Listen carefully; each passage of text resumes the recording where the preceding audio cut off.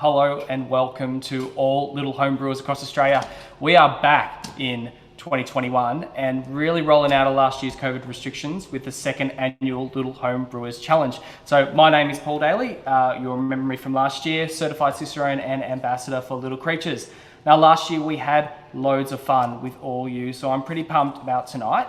And all those joining us again, please say hi in the chat. I've got some over here that I can see, particularly those who are new. Thank you so much for getting involved in what is a great hour of education mixed with a little bit of banter also.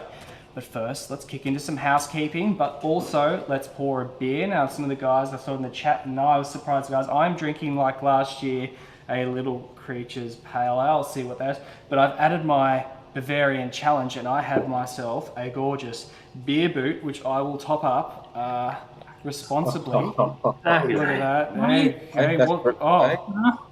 you get that from, Daly? Look at that foam. I coaxed a bottle shop attendant who had it on a shelf to sell it to me for $10, which is great. So props to everybody out there. Isn't that lovely? Now, this time we're broadcasting live via both Vimeo and Facebook to give you more ways to tune in other than last year, which we did just through Zoom. But with that, technology is technology, so there may be some delays, but fear not, I will pick up your comments in the two screen chats I have over here as well. And I'm going to pass it on to the brewers. Part of the joys of doing these masterclasses, and if you've gone through COVID, you'll remember that a lot of people spend a lot of time online. But being live, it's a great ability to connect with you, and it's a challenge sometimes too, but it's an opportunity for you guys to connect with our brewers in real time. So let's get your question and comment in the chat, and again, I will continue to monitor them as we go through. Now, we're going to try and stick with a Q&A format tonight, and we're going to be guided by almost 100 amazing homebrew questions that you have sent through your registration. And this will hopefully inspire you to try some new brewing techniques at home. But as you imagine, we can't cover all of this in a single masterclass. So we're going to split that actually over two sessions, tonight's and another one next Tuesday at the same time. In tonight's masterclass, we're going to cover everything on the hot side of brewing, from recipe generation through to the materials process and troubleshooting also as well. And in next week's masterclass, we'll look to cover fermentation and maturation as well. We'll also dig a little bit deeper into the style related questions that were received and how to begin a career in brewing for those who are a little bit interested in turning their hobby into something more, which is wonderful. So with that, you can see that it's not just my lovely face and great hairdo and beautiful mustache on the screen tonight, but we've also got 4 amazing brewers here, and you'll remember some of them from last year, which is wonderful. So I'm going to stick with who's on top of my screen first. Russ Gosling. Now, you guys have met him last year as the head brewer of Little Creatures Fremantle. Why don't you bring us through, Russ? How long have you been with Creatures, and when did you start your brewing? I started brewing in 1997, Daly, if you can remember that decade, the 80s. I was 12 years old, mate. And yeah, I've been at Creatures for 16 years now. 16 years, wonderful. And this is a little bit of a Bavarian-inspired homebrewers competition this year. Tell us what your favourite Bavarian-style beer or Oktoberfest beer.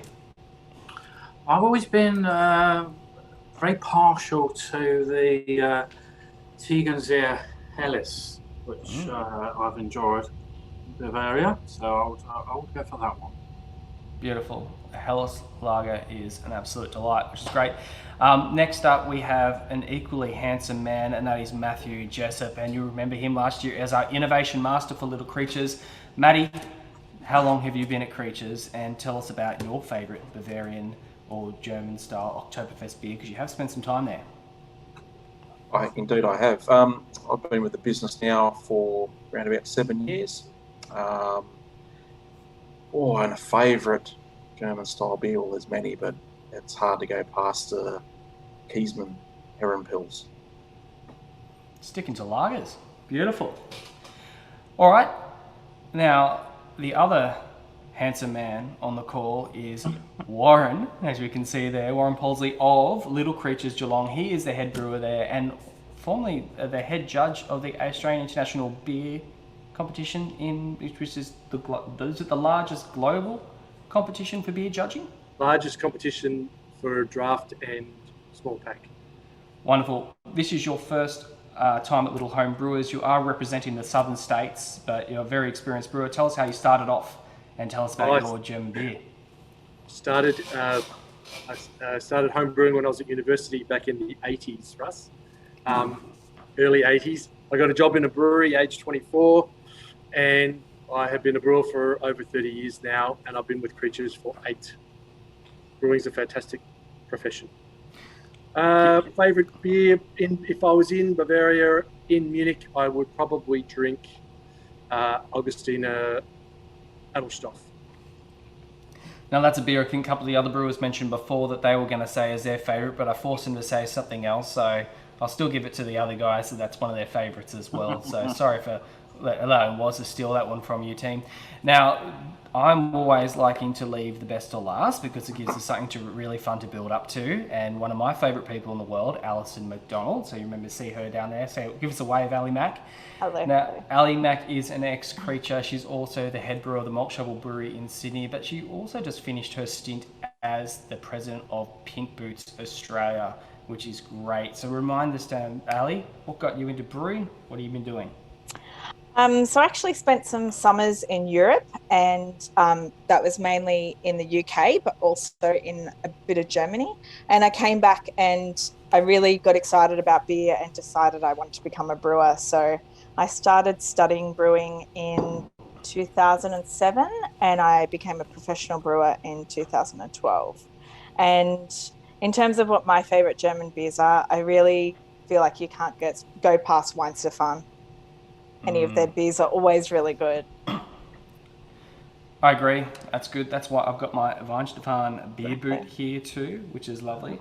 If I was going to be drinking one too, I think I was saying before, I love a good Weizenbock from Weihenstephan. I think it's absolutely beautiful, and it's underrated in Australia. That people have a different adversity to those wheat beers. But thank you so much, guys. Before we get stuck into the Q&A, I encourage everyone who's taking part in the challenge to head over to our website to check out the challenge brief. We've also included a video that basically has everything you need to know. I'm pretty sure that's a video of me, as well as a frequently asked questions page, which should answer any of the remaining questions that you guys have. Now, remember that the winning beer will be brewed at our Fremantle Brewery on our 100 hectolitre brew house, just like it was last year, and showcased at the Oktoberfest celebrations in both Perth and Fremantle and Geelong. Plus, it'll also be in tap at our Perth Beer Fest celebration and pubs and venues right across the country where Little Creatures is poured.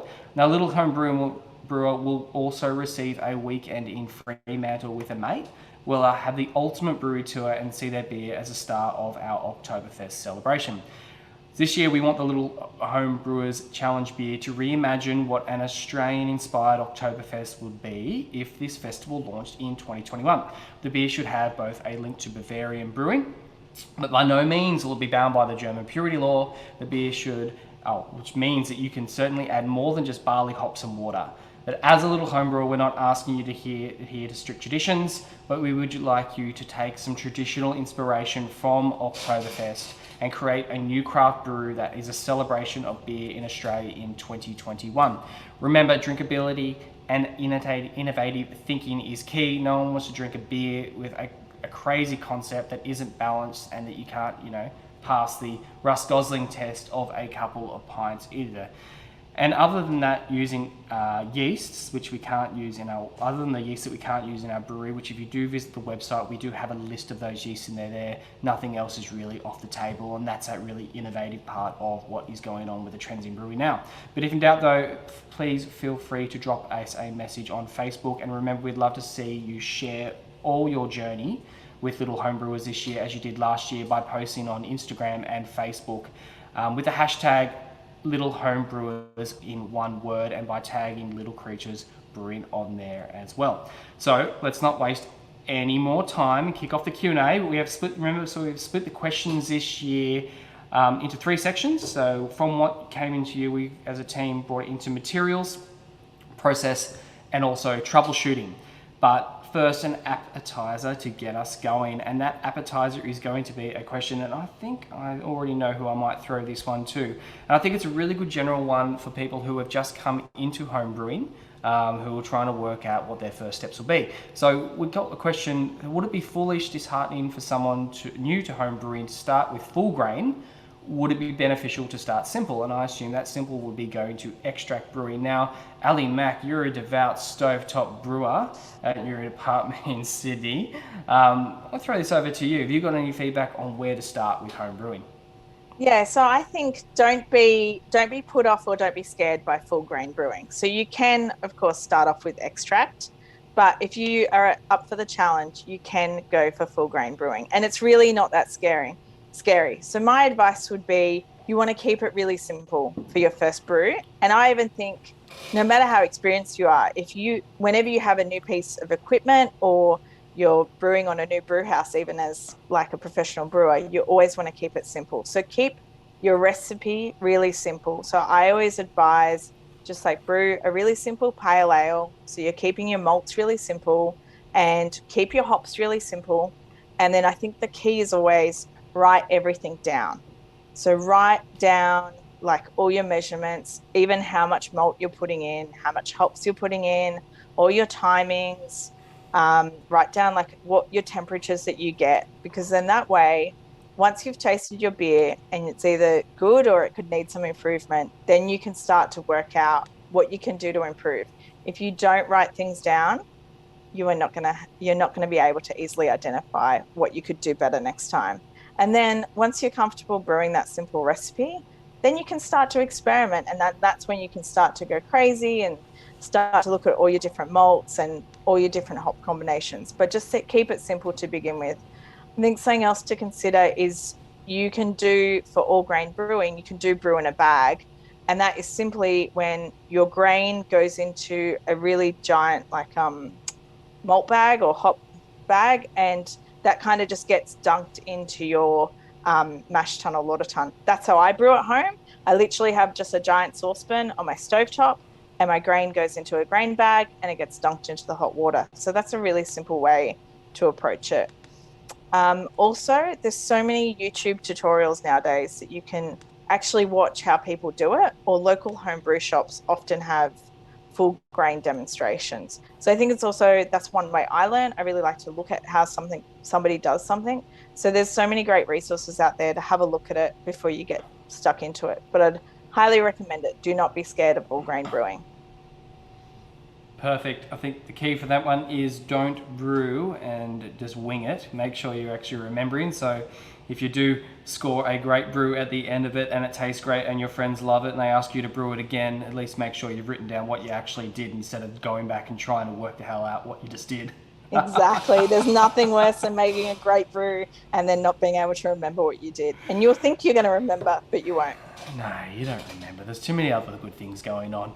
All right, so we're going to start off with materials. Remember, we're talking about the hot cider brewing tonight team out there in the world. We see a lot of good chat questions coming through. Remember, hot side. So basically everything to when we're just moving it after we've put it, when we're just about to go into the fermenter and add our yeast in there too. So we're going to keep everything to that first stage, and then next week we'll really dive into that cold cider brewing. So we're going to hit with water. We're also going to talk about malt, and we're going to talk about hops too. So any questions about hops, remember, if it's anything sort of what is crazed now, so anything to do with active fermentation, dry hopping, or dry hopping in general, leave it until next week. We're going to talk about hops in terms of bitter and flavor additions and the hot side in there as well. But we're going to kick off with the most interesting subject, almost as interesting about the two hats that the two of the brewers are wearing tonight. And we're going to talk about water, which is great. There you go. Beautiful. Thank you very much, Russ. Now, we actually had quite a lot of questions on water. It's not exactly the most romantic part of brewing, but I'm going to throw this question out there, which came up a lot. How much is it, how is it we can best nail water chemistry at home? What are the adjustments that you should make with what beer styles? Now, I think this came through from a lot of people because we don't have the ability to filter our waters like a bigger brewery when we're just taking beautiful town water. Heaven forbid we're not taking Adelaide water. I'm going to throw this off to Woz, who I think through our conversations recently has a bit to say about this. Woz, how can we nail water chemistry at home, and how should they adjust it to make a great beer? Well, I think it's important to point out water is, by volume, the biggest part of the beer. So water quality is very important. And there's lots of, we may have all heard that a good Bavarian wheat or a Czech Pils needs soft water, or that a good English pale ale has to be made with Burtonized water. That's a high calcium sulfate or gypsum content. Or that the mineral content in Munich water is best for dark lagers. But I think before we address water composition in finished beer, we need to understand that the pH during brewing is of far greater importance. pH of water is defined by the dissolved solids in water, which we call ions, I-O-N-S, and the water pH has a massive effect on many processes in beer production. Mash enzymes, for instance, have very defined pH ranges. Hop bitterness extraction varies with pH, and tannin extraction from malt husk in the lauter tun is also influenced by pH.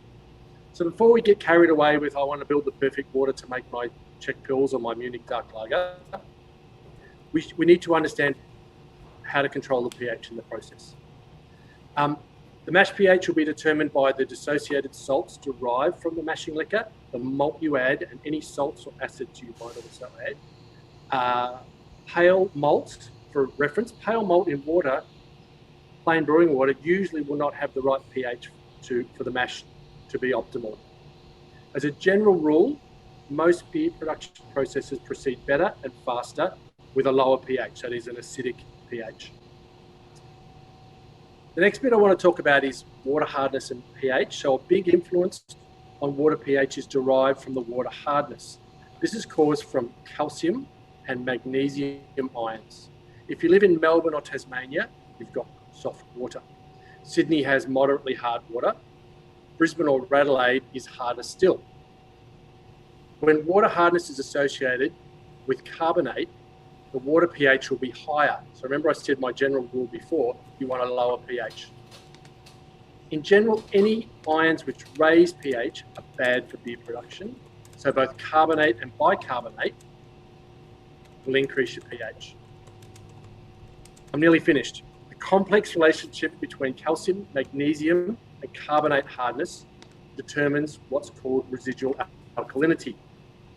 So if we can reduce our residual alkalinity, we will increase our brewing water quality. So what do I do now? First thing is buy a pH meter. I had a quick look today, 36 bucks at a homebrew shop will get you a reasonably good pH meter.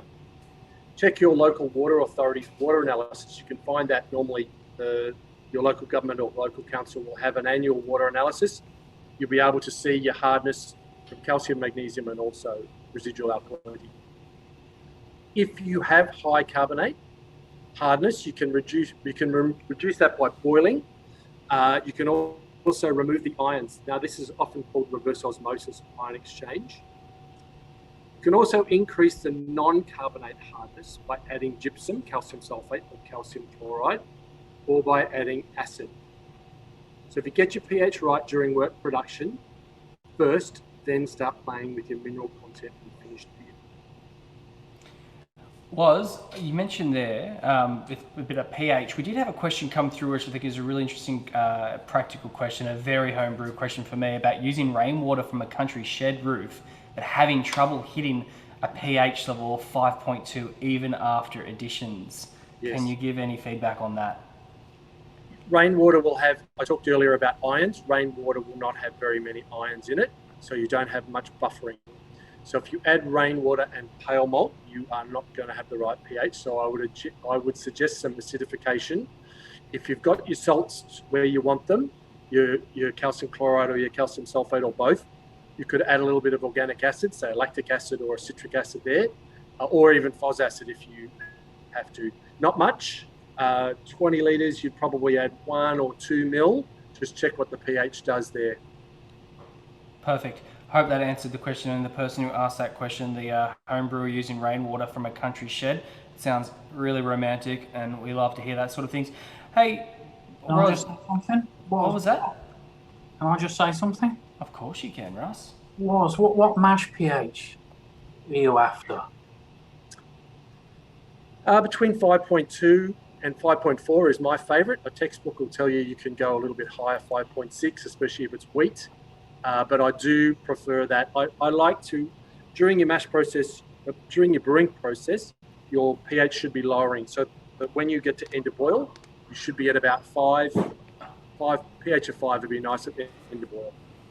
And what you're saying then is you either need to get the calcium level right to get that mash pH, either through calcium chloride or calcium sulfate, or you can add some hydrogen ions, i.e. lactic acid, to also get that pH right, yeah?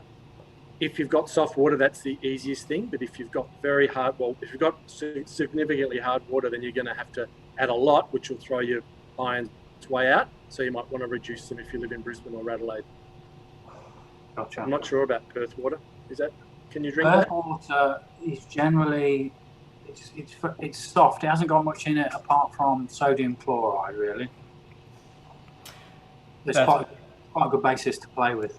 We have a few people, I think, dialed in from the chat that are from Perth and from the western side of the country, so that's a perfect tip for them. Actually, Russ, talking while you're talking up and you're talking about minerals over there, we brewed some beautiful Little Creatures Pilsner in the past. We did have a question come through the chat on minerals for brewing. What minerals would we recommend for brewing a German lager when using reverse osmosis, which we also mentioned just before?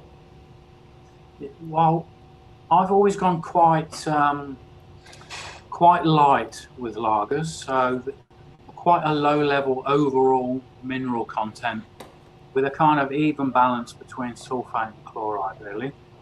So, for example, I might add some sulfate at the mash to get the mash pH right, and then I might add a little bit of calcium chloride in the kettle to get the chloride and sulfate ratio where I want it. But overall, it's not that mineral rich, quite soft. There are a lot of chats coming through on reverse osmosis in there too. Ali Mac, there was a question in there which I think might be pertinent for you. How important is in the homebrew environment? How important is reverse osmosis in the homebrew environment? Because they're starting to see more homebrew suppliers offering reverse osmosis water and even reverse osmosis machines too. I think they're only a few $100s now, isn't that right? Yeah, I was looking them up the other day. So I don't practice what I'm about to preach. So I'm obviously based in Sydney. I don't do anything to my water. I do boil my water, but that's all I do. And horror of horror, I don't actually have a pH meter either. So I've just written that down on my shopping list for the weekend before I brew next time. $36. I know. So I've got some brews coming up. So I think I'll have to get my pH meter. But I mean, as was said, like water chemistry is so important. It's really it's the first thing we're taught in brewing. It is so important to the outcome of your beer. So I encourage everyone, get that pH meter, start using it, start to understand what your water is like at home, and if you do need to make adjustments. And there are lots of homebrew shops now selling reverse osmosis filters, or even some of them are selling, you can actually buy the water that's gone through reverse osmosis. So it's a thing of like, I wouldn't rush out and get a filter just yet, but I'd encourage people to understand what their water's like, read that report from the local water authority, start testing your pH and just see where you're at, and then start to make those adjustments. And then if you do think you do need to get it, by all means go and invest in it. But it's just something, it's like, once you understand what you're working with, then you can make those adjustments. Okay, it's a great example of we don't have to take ourselves too seriously, as Ali Mac does. She's a professionally trained brewer and basically just doesn't really worry too much about water that she brews with at home. Perfect. So Ali, why do you boil it? Because I boil it for when I'm doing dilution. So to me, that's probably more around being sterile. So for hygiene purposes. So I want to make sure, I've gone through this whole brew process. I've hit boil. I want to do a dilution. I don't want to do anything to my beer because my water's been sitting around and whatever. So I just, any water that I'm going to use for dilution, I just always boil at home. Are you worried about chlorine in the water? Not really, no. So probably me boiling from a hygiene point of view has just probably helped, it's probably been the saving grace. So. Well, I think that's enough about the exciting water category, which obviously gets all the brewers and the home brewers on there really pumped. But let's move into the next part of the materials, and we're going to have a little bit of a chat about malt, the other great ingredient that makes our water smell like porridge when we walk into some of these breweries, which is beautiful. So instead of walking at ions and reverse osmosis, we're going to talk about malts, and I'm going to throw out there a few questions on deciding on the malt bill. Remember, we're talking about generating that recipe now. How do you decide on a malt bill? How much fine tuning do you do for them in the recipes that we create at Little Creatures? Russ, throw over to you for this one. Yeah, I kind of tend to put malts into two buckets. One is base malts, and then the other is specialty malts. So in your base malts, you've got pale malt, Pilsner malt, Munich, Carahel, Vienna, wheat, etc. And then I've got specialty malts, which are coloured malts like dark Munichs, crystals, browns, chocolates, roasted, etc. We use very small amounts of the specialty malts and larger amounts of the base malts. And then depending on what I'm actually brewing, I kind of know where to play in both what base malts to use and what specialty malts to actually use. And is there any tweaking, MJ? Do we tweak around much? Probably a little bit.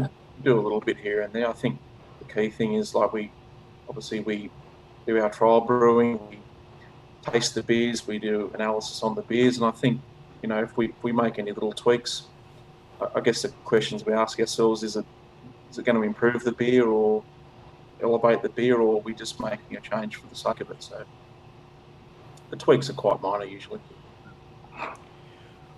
A good one for brewers who are just starting in with all grain brewing. There was a fantastic question in there, Matty J. I might throw to you now that you're talking. How fine does grain need to be crushed for when we're mashing in?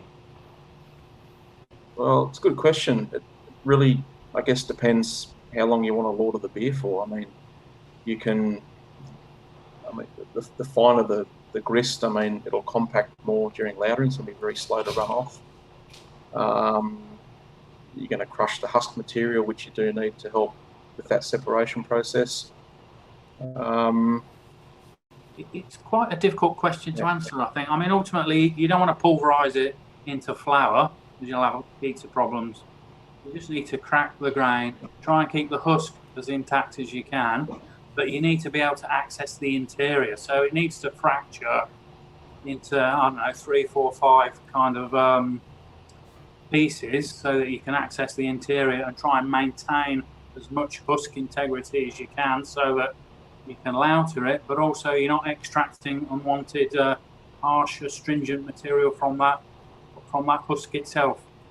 It's very hard to put a number on it, and also certain malts you might want to open up the mill a little bit for certain malts and then close it for other malts. It's about playing around, and I think using your eyes and having a good look at the grist and kind of tweaking it as you brew, and you'll get a feel for it, I think.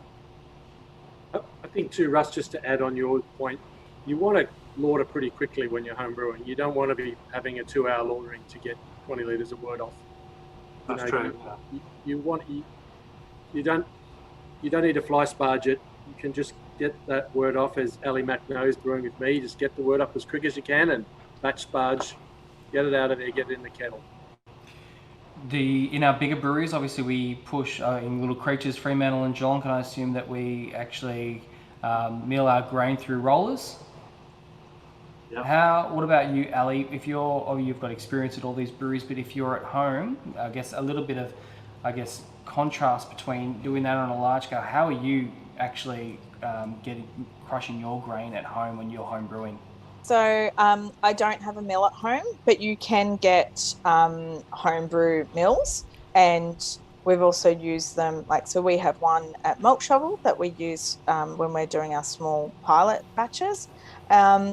So for me at home, I just get the homebrew shop to do it. So, they're professionals. They know their mill. They know how to crush the grain. And as Russell said, or Warren, they know if that mill needs adjusting based on the grain that you're using. And as was said before, if you, whether you're milling yourself or you're getting your home brew shop to do it, have a look, have a really good look, and understand how much it's broken up and whatnot, and how much the husk has been opened and everything, because it's really visual. And as a professional brewer, if you're ever having problems with your mill, you can usually see visually what's going on, and you get an idea and a feel for what it should be, what it usually is, and when it's not right.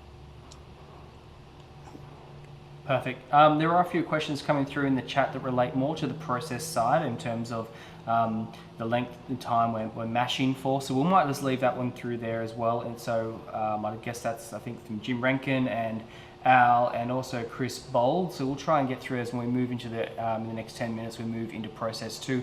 Now moving into hops, guys, which is obviously what everybody's interested in these days with a lot of brewing. But when we're talking about beautiful Bavarian brewing, I find that our hops are a lot more subtle, those noble varieties. But that's not to say you guys can't do something really, really interesting for a modern brewing technique with these. So if I see any hazy pilsners, I probably shouldn't be surprised, but I don't know how much I'm going to enjoy it. But hey, we'll let you guys will show us what's really, really good. With hops, what is the most efficient way to use whole hop cones for flavour on a homebrew scale? Warren and Russ, stalwarts of the Two Little Creatures Brewery, who have a lot of experience using whole hop cones. Do you want to throw it over to you? Maybe start with you, Warren. Oh, I was going to tell Mr. Gosling can go first. Oh, go. I can go first. Oh, look, I'm not too sure why you would use whole hops in home brewing. Maybe it wasn't Ali. I've got a view on that. I mean, we use them in a hop back at the brewery, which is basically a trub removal machine, where we extract all that goodness. But you lose a lot of extract. It's messy. You do get some really nice refined hop character, but without that piece of kit, I'm not too sure if I was home brewing, I would go down that route personally. Now, you know, in the UK, we used to use Type 100 whole hop pellets for dry hopping cask conditioned beer. So maybe if I was home brewing, I'd probably consider using them for dry hopping. But in terms of the hop side, I'm not too sure why you would use them, to be honest. I know, Woz, what's your view? I agree. I've dry hopped with whole hops, and they tend to float by the second day, so they're easier to skim out. But I don't know much benefit from using them on the hot side. They'll just block everything up. Perfect. I think I answered that one. I'm going to throw the next one to Ali and MJ. What's your go-to bittering hop? Well, for me, I like Magnum, German Magnum.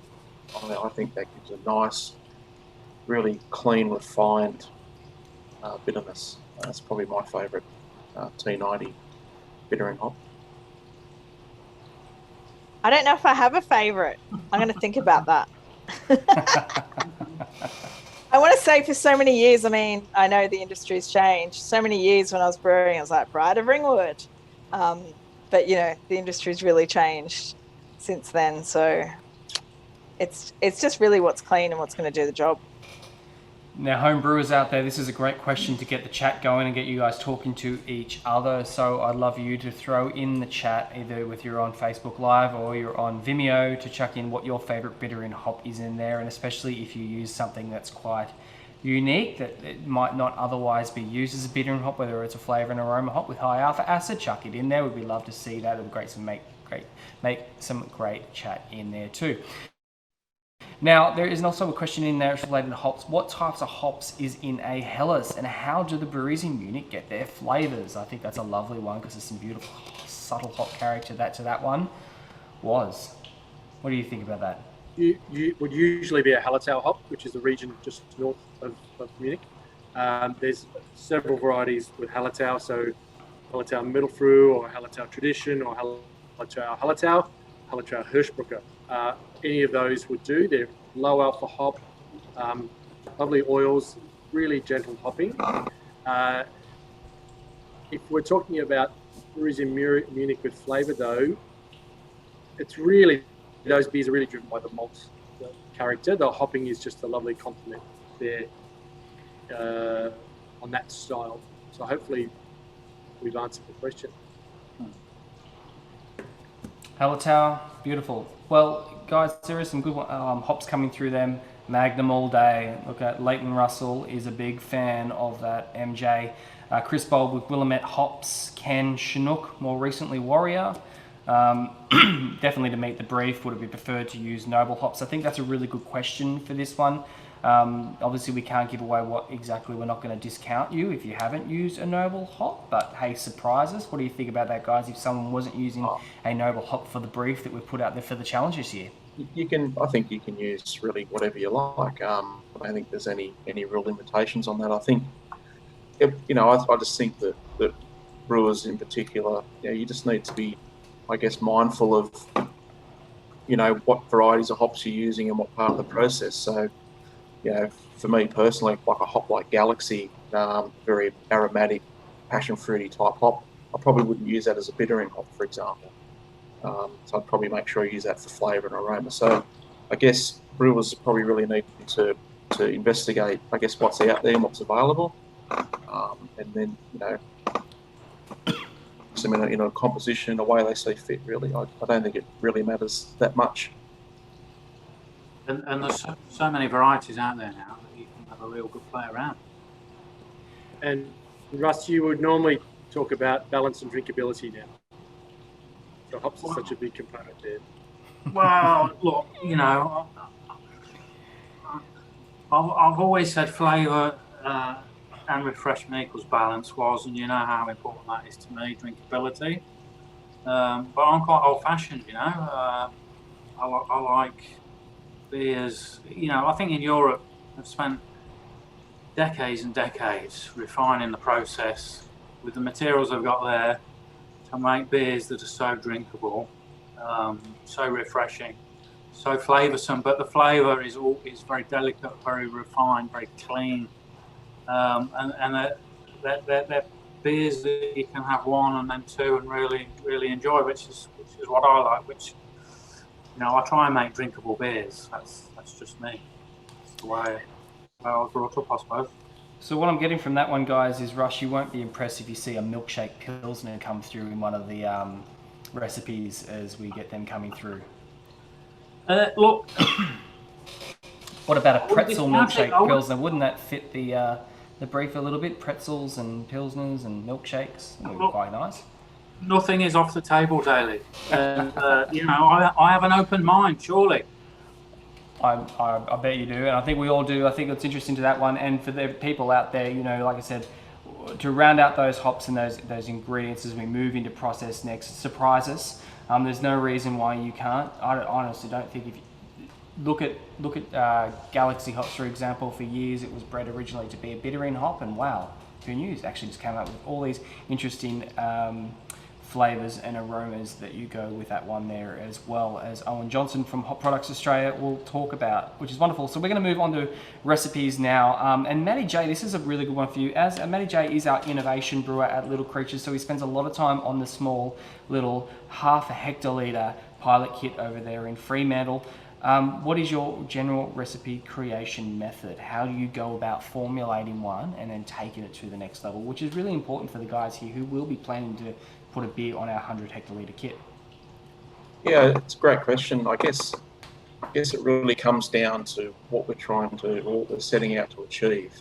I think it's the big thing. I think to touch on some stuff that Russell talked about earlier about drinkability and refreshment and things like that. So I think when we're looking at designing recipes, we've got to include all those sort of elements into that thought process before we get anywhere near the brewery, really. So it comes down to what are we trying to achieve, and then we sit down and we talk about, I guess, what type of ingredients we'd like to use, what sort of malts we'd like to use. We look at all the hop varieties that are out there. We look at all the cool new varieties and see how we can incorporate those. We try to create recipes that have a little bit of complexity to them, make sure that they've got all the elements that we're really looking for. Wonderful. What about the main consideration in taking into account when developing and modifying recipes? I don't know how clear that is on what the modification of the recipes. Maybe what we could talk about and how we will take a small brew and then take it up to 100 hectolitre brew. Is there any considerations that the home brewers out there need to make for that? I don't think so, Paul. No. I think last year we just got the recipe data from Lily, and then myself and MJ. We know our brew house well enough to be able to work through that detail on behalf of the winner, basically. Perfect. So that's a great one for the guys out there if you have any issues with that. And I think it spells out into the brief too. We will be judging this off, obviously, how you frame up what the beer is as well as the beer you actually brew, because you only do get 1 or 2 chances to actually submit something out there as well. What about materials, guys? So when we're actually generating a recipe, where's the best place to get materials from? Ali Mac, how do you go about sourcing the materials for your home brew? My very friendly home brew shop is the place that I go to. There is, the landscape has, since I started like brewing, what you can now get as a home brewer is amazing. Like the different malts you can now get, all the different hops, it's really amazing. So I just highly recommend going to your local home brew shop. And, in terms of hops, it's just important to have a look at what's available. It should have the crop year on it. So you don't want anything that's, more than a couple of years old, and understanding when the crop year is. So harvest is usually around February, March. And then after that, we'll start to see the new season of hops come through. And, the hop producers such as HPA, they'll release their harvest reports. So if you are really into your hops and want to understand them a bit more, you can understand how the harvest has been, what the hop producers are saying about the hops for this year, because, it's a natural product, like it's a seasonal product. So hops, some years have better than other years for different varietals. So that information is available out there from the hop producers. So you can really see how your favorite varietal is doing, and just, look out for your fresh hops at your homebrew shop.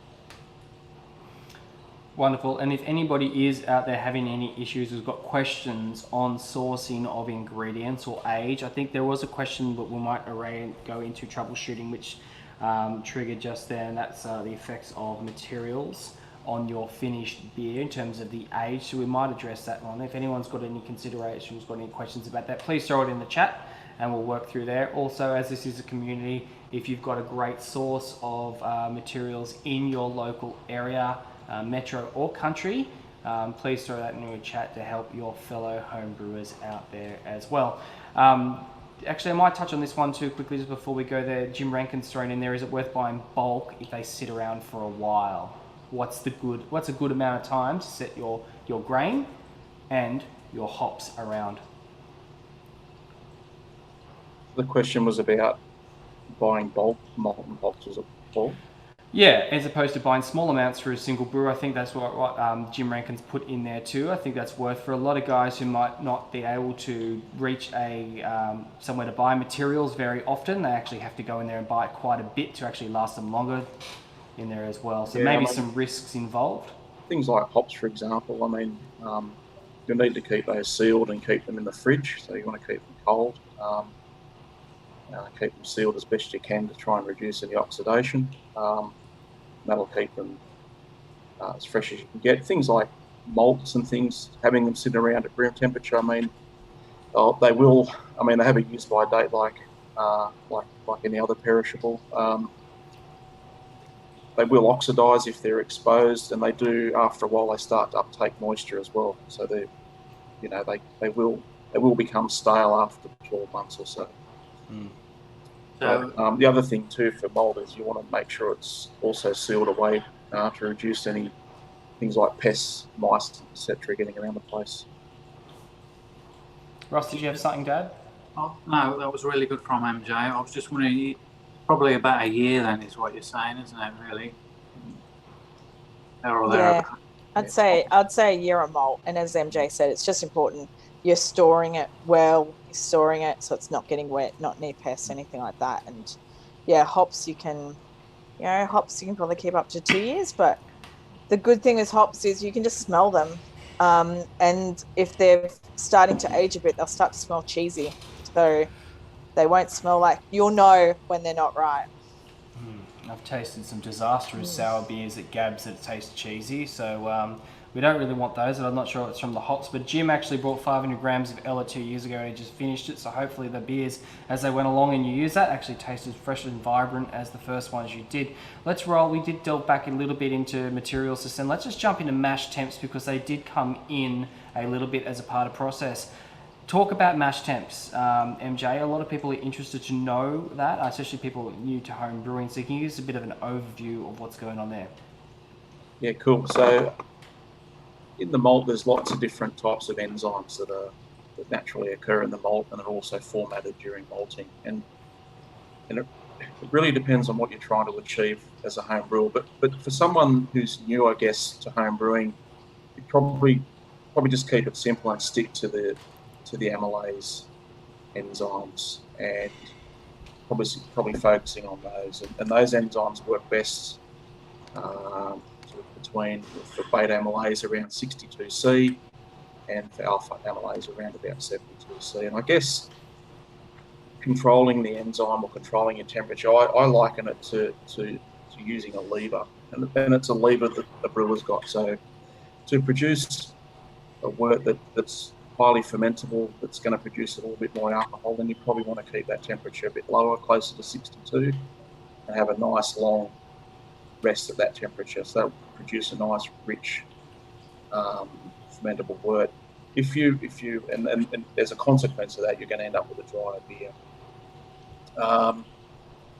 For a beer that, if you want to produce a beer with a bit more body and keep the ABV or the alcohol down a little bit, then you'll want to start lifting that temperature up slowly, or have that resting at a higher temperature. So probably around 70 to 72, and that'll produce a beer that's going to be a bit more fuller bodied and a bit lower alcohol. Chris Bold, a while ago, he mentioned in there when we're talking about materials why 60 minutes is used as a default for most temperatures. Now, Chris, I'm going to assume that you're talking about when you're mashing, and the question was after that, is any reason why 90 or 120 minutes is bad? Stuff's going to die. 120 minutes, your enzymes are going to be dead or really, really running out of fuel. So I like a short, sharp match. 60, 90 minutes, get it over and done with. Beautiful. You just want the enzyme to do its work and then move the process on. Perfect. I hope that answered that one for you, Chris. You don't want to kill your enzymes, so stick to your short, sharp, fast like was. How long should we be sparging a grain after mash out? Is there a guideline for a flow rate, like, for example, 11 per X minutes? Was? When you're homebrewing, when I homebrew, I'm not interested in the extract efficiency. I want to make the best beer I can. So I'll put a little bit more malt in because I know my extract efficiency is lower. 10% extra malt, just to get that first wort off. That should be 60% of your total extract. Batch sparge it, mix it up a bit, get it off. Don't try and carry over too many solids. Trying to fly sparge on a small kit, you're just dragging the day out. You'll get some nice bright wort, but then, if you've got a bit of a strainer, when you're bringing your wort off, you'll get all those big bits out anyway. How about improving mashing efficiency? Again, I don't know why you do that on a small scale when if you put in an extra, you're going to use 5 or 6 kilos to make 20 litres, so put in an extra half a kilo. It's about beer. At the end of the day, you want to make the best beer you can, not the most efficient beer you can. I like this. This one's come through from the chat, which keeps it quite dynamic. Russ, is it true that we mash our pale ale for 20 minutes? No. Perfect. Well, we knocked that one on the head, Neil. What about the what about the advantages, if any, of decoction in modern lagers? I want to know about this one. Matty J, can you tell us a little bit about decoction mashing, why we or why don't use it in the modern era?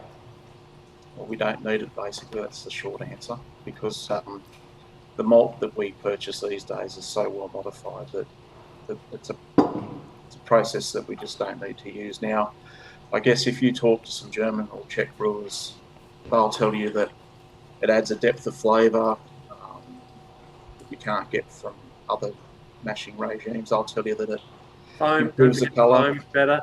They'll tell you the foam's better. But what every other brewer around the world will tell you is it's just a waste of time and energy. You can spend 5 to 6 hours doing just the decoction steps alone. Whereas in a commercial brew house, you would produce a batch of beer in around about 8 hours. But if you're using decoction, chuck another 5 hours onto that, so it just blows your day out. And so that's probably the main reason we don't use it. Do you buy into the conversation people have that it improves the flavour of the beer? Well, I guess for the modern brewer, there's ways that you can mimic that flavour and produce something that's just as good. And what I mean by that is you can use things like Vienna and Munich malts, so a little bit darker in colour, and that will improve your colour of your wort and your flavour profile without having to spend hours and hours and hours doing decoction. Wonderful. Well, hopefully that answered a little bit about that. Obviously, there are some proponents, and there's always going to be traditionalists out there in brewing too. But hey, if you're home brewers out there and you're really passionate about the history of brewery, there's no reason why you can't get out there and try some of the old ways in there also. All right, so if we move on into hop additions, particularly hop additions as we move into the kettle as well. Sorry, Jimmy, I do see there's a question about the Maillard effect on the beer as well, but we might just pull that out as we're running through time, maybe to the end as we get there. What about, do we suggest removing the bitter in hops before any Whirlpool addition? Ali Mack, you have any commentary on that? I wouldn't do it. You don't need to do it. All that hop trop's going to come out at the end. Don't muck around trying to get rid of it any earlier. Just go through your normal process. Put your bittering hops in. Go through your boil. Put in any of your flavor aroma hops at the end. Put your Whirlpool hops in, and just it all comes out at the end. Don't worry about doing anything else. Unnecessary step to the process. Yeah. So we don't do that at home. What about, is it preferable to Whirlpool at a fixed temperature or one that reduces gradually to extract different oils? I would be interested to hear what the others on the panel have to say about this. I just think it's like your Whirlpool, it's one of those steps again, you kind of want to, I always kind of just want to do it quite quickly because I want to move on to starting to cool down my work. So I don't give the temperature too much thought. Like you don't want it to, it's going to naturally decrease and you don't want it to decrease too quickly because you still want to be able to extract your hop oils and whatnot. That's just how I do it. So I'd be interested if Russ or Woz has any thoughts on that. I don't think they do. Mr. Gosling? I guess the thing is that if you have really long extended Whirlpool rests, then you start to run the risk of things like DMSP reuptake back into the wort. Explain what that is for the guys uninitiated out there. The dimethyl sulfide precursor. So you can start to run into issues if you have really long extended, so greater than 20 minutes or more. Literature tells us that you start having an uptake in DMSP. So for the quality benefit you may or may not get from the hop being in there longer, you can start to encounter some other issues potentially. Short and sharp. Short and sharp. I think it's important to remember that the hop oils are volatile and they do flash off very quickly. And you do want some hop time, but you don't want forever because they're all gone. They're up the chimney stack and everyone in the neighbourhood smelling your hop oil. Probably rather than waiting for it to cool down, just adjust the time maybe that you're at, 90 8 or 95 degrees, whatever temperature you've got. 5-10 minutes, but I wouldn't be doing half an hour waiting for it to cool naturally or trying to cool it. Just going to waste a whole lot of aroma hop, really. Wonderful. Before we move into troubleshooting, guys, I think it's something we didn't actually talk about is when will you be adding hops in terms of flavour and aroma hops if we're making a beautiful Helles Lager or a German Pilsner during the boil phase? What is it traditionally where you would be making that to brew a beautiful traditional Bavarian beer? Who wants to throw that one down? Mr. Gosling does. Well, I suppose historically we used to talk about kettle early and kettle late. So early is pretty much at the start, and then late is 10-15 minutes from the end of boil. And how long are you boiling for? 60 minutes? Yeah, ideally as short as you can, as long as you convert all your DMS precursor, then yeah, better, more gentle, and you want a vigorous boil, but try and keep it short as you can. I don't know what Ali does, but maybe an hour. Yeah, sorry, for boil. Yeah, I'm a bit old school. I'm like, 60 minutes. 60, yeah. Wonderful. So K-Man in the chat there, 60 and 15 sounds pretty good. We've got bittering and flavour in there as well. Now, we are only 2 minutes away from the hour, but we will go over for about 10 minutes just to make sure we pick up some of those troubleshooting questions, because we have spent some time responding to some of your questions when you probe for a little bit more information on the topic. So if you guys are happy to stay on until 10 past the hour, we're all happy to stay on, do that too. Plus, I've only got through this much of my boot, and I'd love to join you guys and have a little bit more of that, which is my, my Little Creatures Pale Ale that definitely isn't mashed for only 20 minutes. But before I have a sip of it, I want to get this out there. So from troubleshooting, we had a couple of questions, particularly around issues with your beer as you guys have been brewing it. So we got one there which is quite interesting. Now, isn't a style that's devoted to maybe what we're doing, but hey, if you want to make an IPA version of a traditional beer, more power to you. How do I get good mouthfeel in an IPA? This is, I assume that the person who is put this through in there is having trouble with their mouthfeel or having some flavours in there they're not particularly a fan for. Russ, have you got any talking points on that? Yeah, got a couple of talking points on that. I think, mouthfeel on IPA, there's a few things I would consider or look at. One is final beer pH. So final beer pH will impact the palate structure. So you're looking at somewhere between 4 and 4.2. I know when you dry hop, you get an increase in pH, and sometimes we add a bit of phosphoric acid to just bring it down. And you see when you do bring it down, say from 4.5 down to say 4.2, the palate structure and mouthfeel is far better. Obviously, for an IPA, you want that sulfate minerality and that character on the palate as well. So I'll be making sure you've got the right amount of sulfate, the calcium sulfate in the final beer. And then there's a balance between, you want really good hop character and hop flavour, but you don't want too much stringency. So it's about getting the right balance in the final product. Sometimes just stripping the enamel off your teeth and it's too much, and then sometimes there's just complete lack of hop aroma and character. So it's working through trial and error, getting that balance correct. So they're the kind of three things that I would look at in terms of mouthfeel. So pH, final beer pH, sulfate, and your astringency.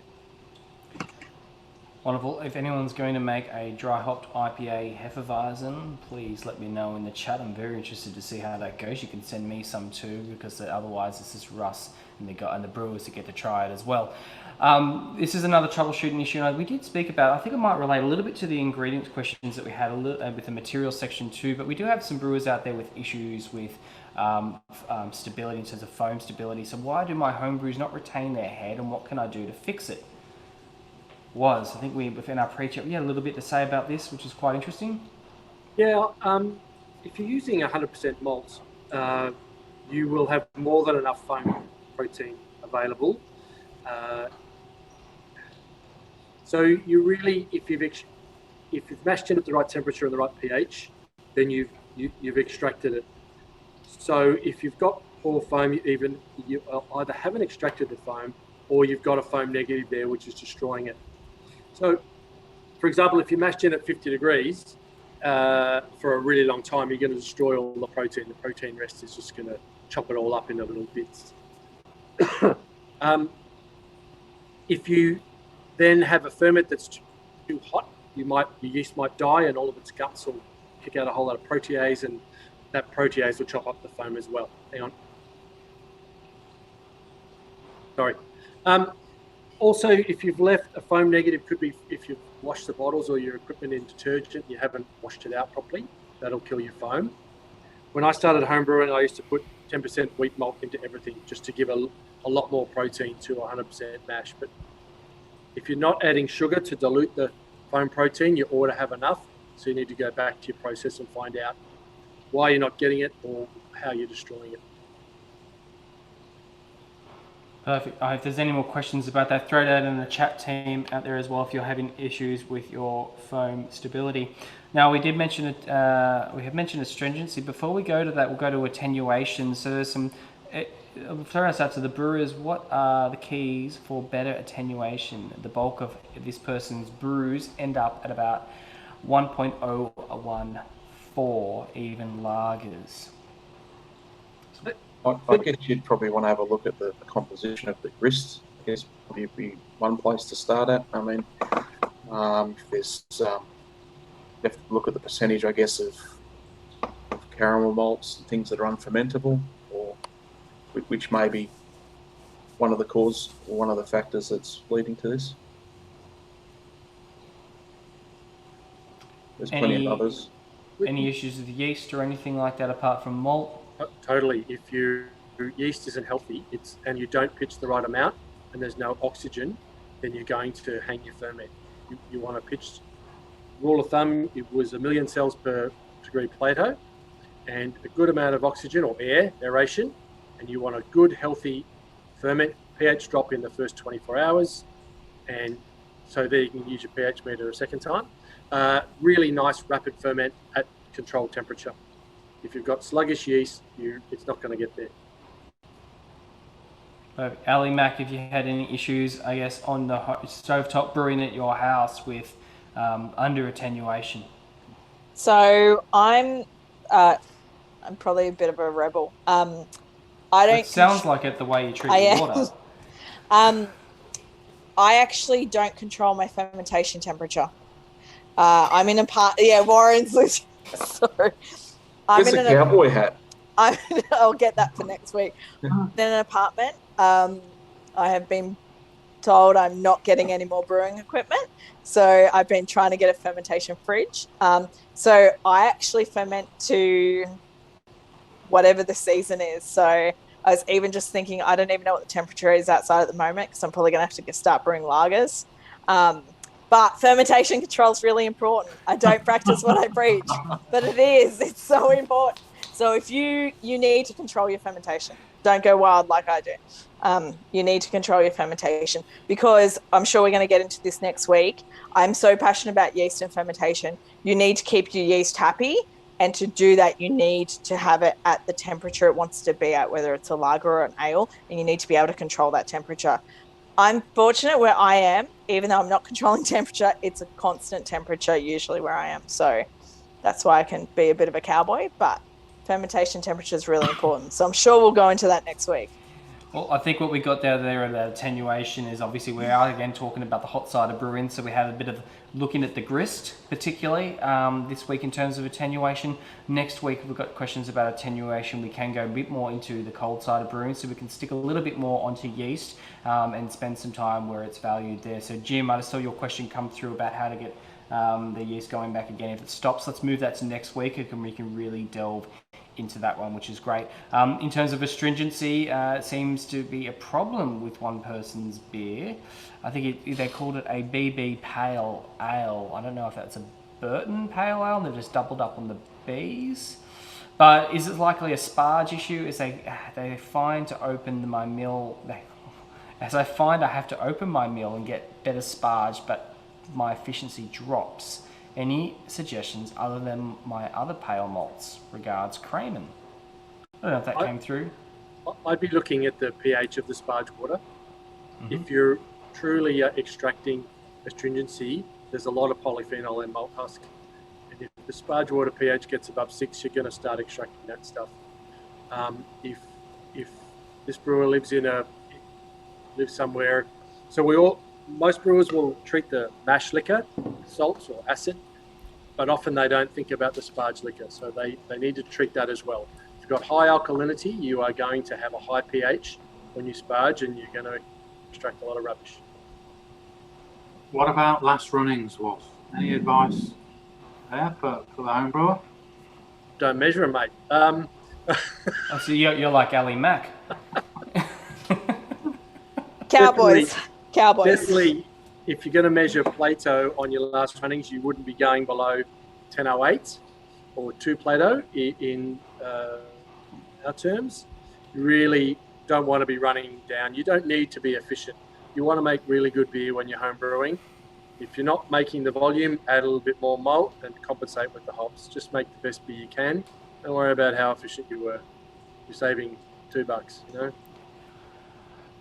Now, I think we have about enough time for about 2 more questions. I'm interested in the next one. We're going to talk a little bit about flavors and aromas. We're not going to concentrate on the hops this one, because I can imagine as we're talking about modern brewing trends with these beers, we might see some of these come up in the traditional beers that they're based off.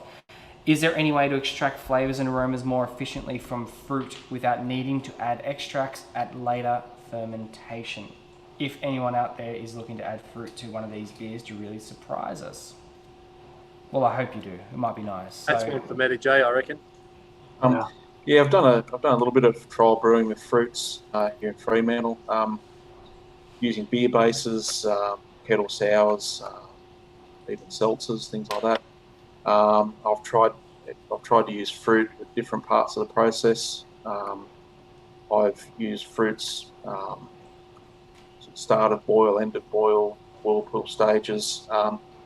What I've found works the best is using the fruit as a fermentation addition. I find that gives me the best results, but I'll also find that to generate the best results, you really want to be using fruit puree as opposed to whole fruit or fruit with skins on it, etc.